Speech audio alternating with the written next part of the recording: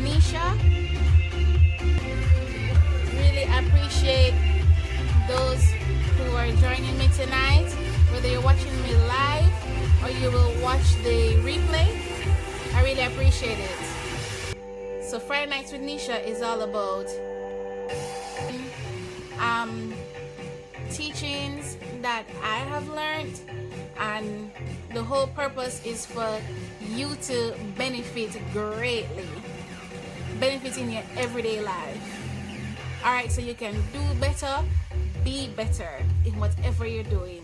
Okay, as I said before, whether you are a student or you are a business owner or you are in a job or you are I don't know, it's for you. You understand?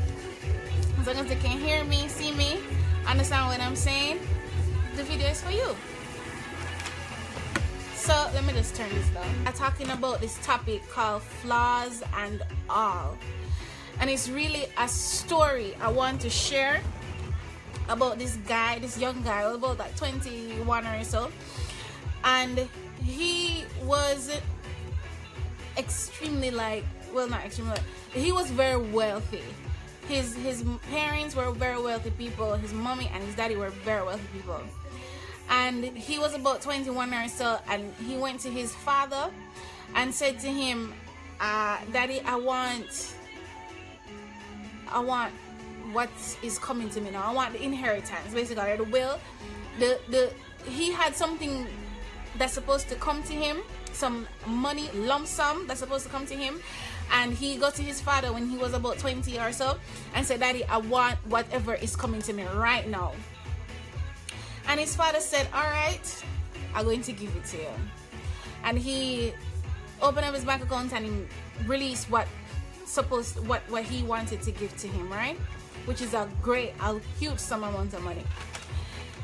What the son did is that as soon as he got it, he went off to a different country and travel off to different countries, and he basically spent the entire money on drugs, on girls.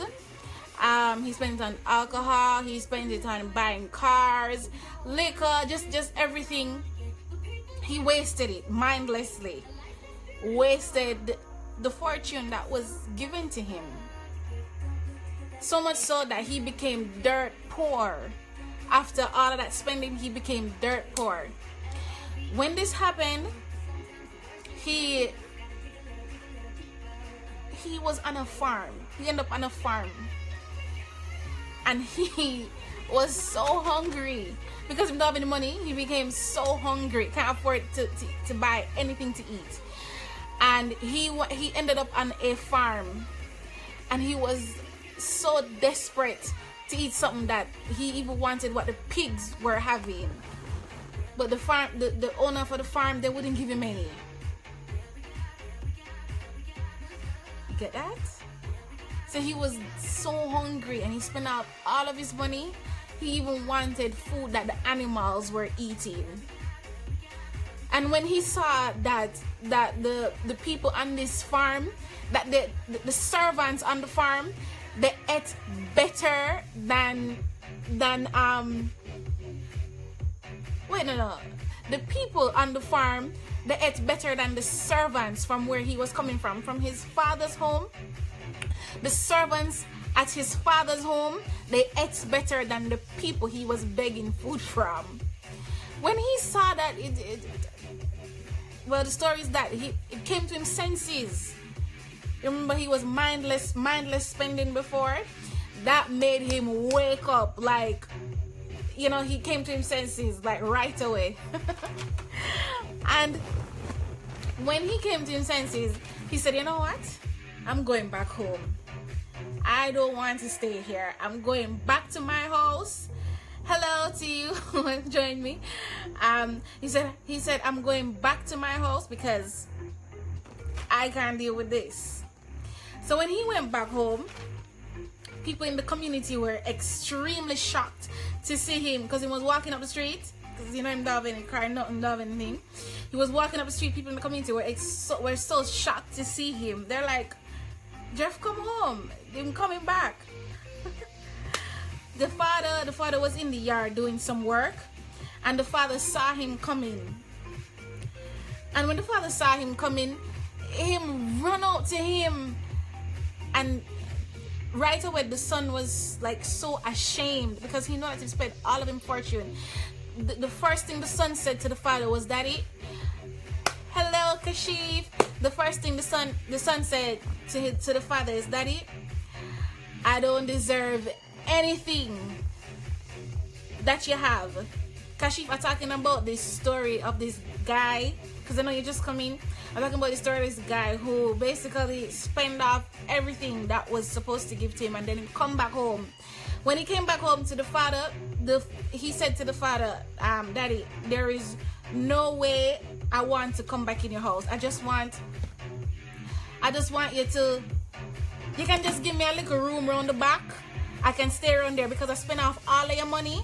I just want a little room around the back. And you know, I'll work for you like a slave. I don't want anything." The father was like, No, be quiet. Let me tell you, you are my son. And I'm going to put the family ring on your finger. I'm going to clothe you with the, "Hi, Marlene. So nice to have you." He said, "I'm going to put the family ring on your finger. I'm going to clothe you with the royal robe." Because you know the father is very wealthy. The father was a very wealthy person. So even after he spent up all of his possession, all of the father money, the father welcomed him with open arms, like as if he never do anything. As a matter of fact, the father turned around to his servants and said, "Listen, I want you to get some steak ready, get some curry mutton, get some jerk pork. We're gonna have a party." That's what the father said. "We're gonna have a party to celebrate my son coming home." That's what he said. Him have up a big party to celebrate the son coming home. One big party. Even though the son foolishly spent off everything from the father, the son felt extremely condemned, but the father couldn't care less about what he lost from his son. The father never cared. All he was interested in is the safe arrival of his son home. That's it. You know, it's the same thing with us and our Heavenly Father. It's the same kind of love. Even though you go off and you do all kind of things, as soon as you're ready to come back home, the Father greets you with open arms. That's the truth. Did you know that there is just one person exactly like you? And that's you. There's nobody exactly like you. Just you. You are the only you your Father made. You understand that? He didn't make a second you. None of you guys know that your Father never made a second you, just one you. I find it to be so amazing because just me as just by myself is a masterpiece from God. Just like you. Just you by yourself is a masterpiece. No, even I wonder if you know that, like, the flaws in a painting, the flaws in it are what make the painting a masterpiece. Is the flaws in it. If the painting was perfect, hey Kiran, if the painting was perfect without any kind of flaws, it would be like a cheap copy of the original version. So you, with all your flaws and all, are the masterpiece. With your flaws and all, okay? So I know that mistakes are inevitable. Flaws are inevitable, mistakes are inevitable, but we shouldn't worry about that. Newsflash, that's what makes a masterpiece in the first place. Okay, so your father, you are your father's masterpiece in heaven. You are your father's masterpiece, flaws and all. All right, so I want you to know that. You should know that. You should definitely know that. So that's why I titled this tonight, Flaws and All, so that we can all know that no matter what we did or used to do or what we're doing now, I mean, if you come back home, just like the son came back home, your father will accept you. The heavenly father, that is, accept you for just who you are, flaws and all. Alright? And he will hug you up and greet you as if you never did anything wrong. So you should know that. Okay, Kiran? So, I want you guys to re-watch this video so you can get the whole story. By the way, this story is a story from the book. It's a story from Luke.